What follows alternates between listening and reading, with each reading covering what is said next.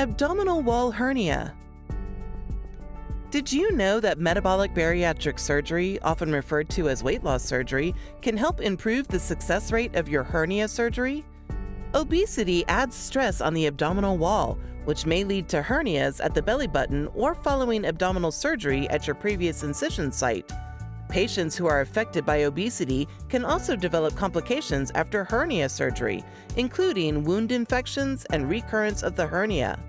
Losing weight using lifestyle modification, dietary counseling, medications, or metabolic bariatric surgery can help lower your risk of recurrence and complications following hernia surgery.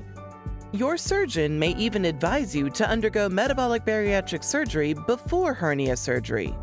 If you have a hernia and a weight issue, be wise and talk to your doctor or healthcare provider about metabolic bariatric surgery before hernia repair.